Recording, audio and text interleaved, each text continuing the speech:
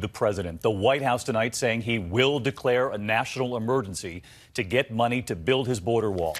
It comes as the president is expected to sign a funding bill in the coming hours that will keep the government open, but will only give President Trump money for about 55 miles of fencing. He asked for 200 miles.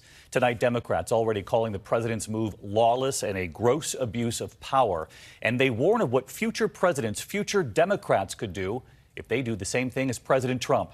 ABC's chief White House correspondent Jonathan Karl leading us off. After some last-minute drama, the president told congressional leaders he will indeed sign a spending bill he does not like, removing the threat of a government shutdown. I'm going to be signing a national emergency, and it's been signed many times before. It's been signed by other presidents. From 1977 or so, it gave the presidents the power. There's rarely been a problem. They sign it. Nobody cares. I guess they weren't very exciting, but nobody cares. They sign it for far less important things in some cases, in many cases. We're talking about an invasion of our country with drugs, with human traffickers, with all types of criminals and gangs. And I'll sign the final papers as soon as I get into the Oval Office. And we will have a national emergency, and we will then be sued, and they will sue us in the Ninth Circuit, even though it shouldn't be there. And we will possibly get a bad ruling, and then we'll get another bad ruling, and then we'll end up in the Supreme Court, and hopefully we'll get a fair shake, and we'll win in the Supreme Court, just like the ban. They sued us in the Ninth Circuit, and we lost, and then we lost in the appellate division, and then we went to the Supreme Court, and we won. And it was very interesting, because yesterday they were talking about the ban. I've just had an opportunity to speak with President Trump, and he, I would say to all my colleagues, has indicated he's prepared to sign the bill. He will also be issuing a national emergency declaration at the same time. And I've indicated to him that I'm going to support the national emergency declaration. So for all of my colleagues, the president will sign the bill. We'll be voting on it shortly. And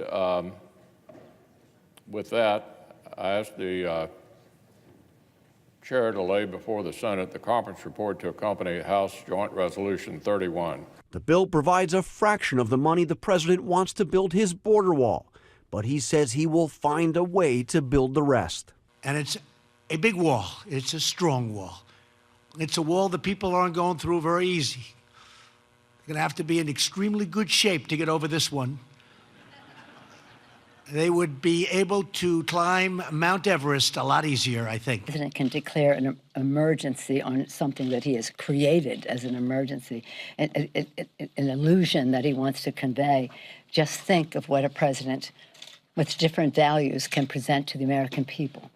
Republicans were making this point again today, saying it sets a terrible precedent that will be cited by a future Democratic president. And, David, ABC News has learned that the Department of Justice has warned the White House that this national emergency declaration is likely to be blocked, at least temporarily, by the courts, preventing the immediate implementation as it is challenged, although I'm told by a top White House official that the White House remains confident that they will ultimately win on appeal. All right. Well, I hope the Senate acts fast before the president changes his mind again.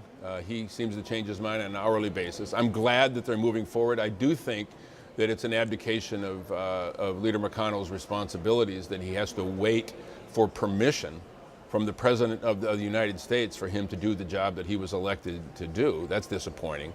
Obviously, we want to see this bill passed. We want the president to sign it. But frankly, we won't need the president's signature if the Senate delivers a vote that's based on the true support for this legislation. We won't need the president's signature if the House were to deliver a vote based on what I know to be the true support for this bill. And the fact that the president's going to make an emergency declaration, many of us have serious questions about whether or not he has that authority. It may be that Leader McConnell felt that it's something that he had to give the president in order to get permission for him to take this vote to the floor. That's a really disappointing commentary, I suppose, but if we get this bill passed and the president signs it, I guess that's a step in the right direction, but it's not a very good way to run a government.